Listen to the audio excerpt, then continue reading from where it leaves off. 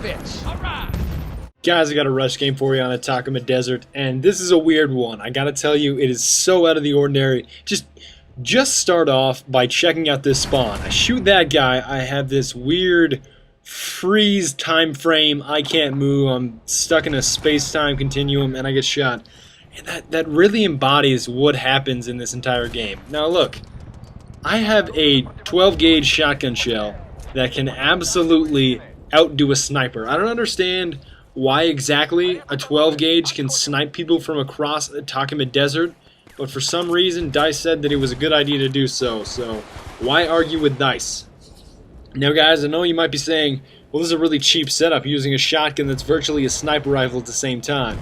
Well, I'm not going to disagree with you there, but as you guys know from my last video, I did ask you guys what specific setup I should be using. Oh, nice little double kill there. And we do eventually get that objective, this set of objectives, but moving on to why I'm using this setup. Alright, can't remember his name, but on my last video there was a guy that recommended that I used any shotgun with 12 gauge slugs and magnum ammo, any pistol. And believe it or not, this setup is very, very successful because, as you can see here, as I get that lurker in the corner, it will kill within 10 to 12 meters in one shot, but then beyond there you're going to need 2 shots. And I think that's the primary reason why a lot of people think that it's... I would not exactly go to the realm of overpowered. I would say that it's a little bit cheap and it leans towards ease of use. But it's not exactly an Abacon, and you guys know that I use the Abacon quite a bit in the past, but I just want to let you guys know that I'm not specifically using this particular shotgun on a regular basis. It's just something that I use as a recommendation. So with that being said, I would like to ask you guys if you have any kind of setup that you'd like me to use, whether it be an M1 Garand with some kind of irrelevant specialization, like M1 Garand with explosive damage and extra grenades or something like that, something very, very goofy. Please let me know in the comments, and I'd be more than happy to appreciate and accommodate it. But I just want to thank you guys or thank that gentleman specifically for giving me a class that I could actually work with. Now, as you guys can see, it's not really a particularly accurate phrase when I say I was carrying my team this game. Let's just say my team was a 300-pound Asian man, and I had to drag them to the objective by their cankles. That's probably the most accurate description that I can give you. As you can see here, eventually my squad mates sort of got the idea, but I want to say with my team as a whole, they were just lost. And there you go again. Within 12 meters, I want to say between 10 and 13 meters, you are absolutely toast if I get you in my gun sights. There's one, and don't worry, I got gunned down. I'm not going to show you that part, but they had a lot of spawn campers, which you guys know I'm not particularly fond of, and as you can also see, I'm not exactly the best shot with this shotgun. Bit of a twister there. I get my sweet escape by parachuting off the edge of this large boat, or ship I should say. And really, oftentimes you'll see me with a shotgun. I'm not truly accurate with it, and I do like to zoom in so that my crosshairs are extremely tight, but I am pulling out my M9 quite a bit. You'll see that later on. I believe there's other instances and situations where I use my M9 instead of my shotgun just because I missed my first shot. And I see, in my personal opinion, it's always a better idea to do that. Instead of just trying to load another round back into the chamber with a pump, I would much rather just pull out my M9, try to finish you off that way, because I would consider myself sufficient with my M9.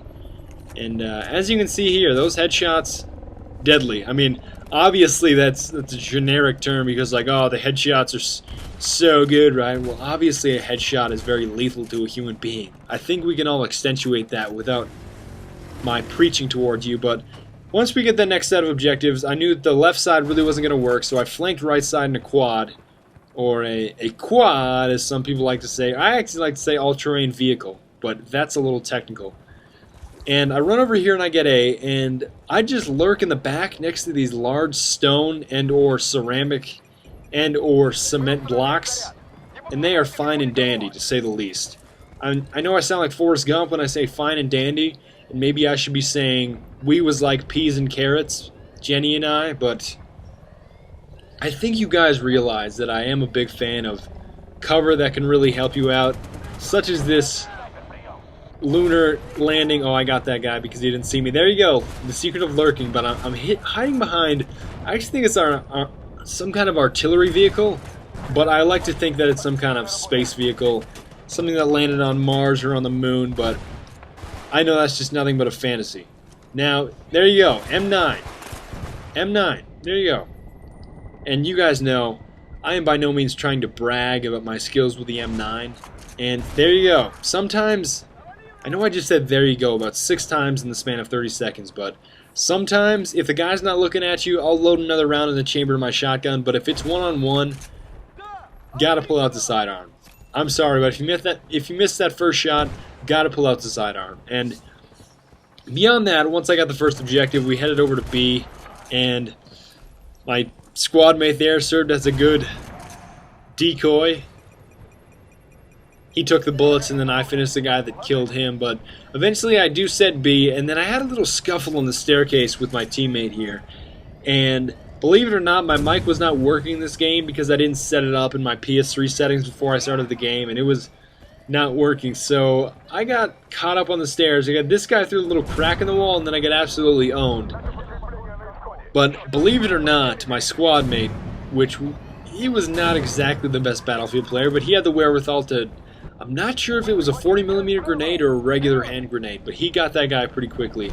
And I do get that objective as well. So I got those 2 objectives on that specific objective set. And then these guys, there, I missed my first 2 shots. There you go. Finish him off with the M9. Never, ever, ever underestimate a man's sidearm. Especially if it's a 45 or an MP412 Rex. The MP412 Rex is just ridiculous. And we had a little bit of a scuffle here because they decided to spawn rush with tanks, and obviously I know I'm not going to get a particularly desirable result when I run out in front of a tank with a shotgun. And the C4 will work, but the C4 takes a little bit of planning, and I heard this guy was... There you go, M9 again.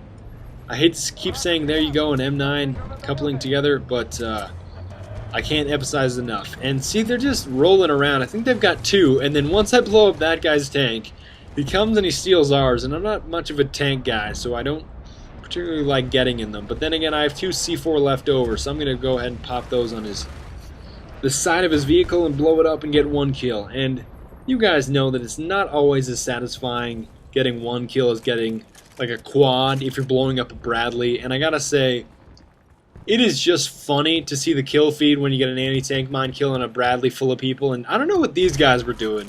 I think they were shooting at... It was either a UAV or some kind of spaceship.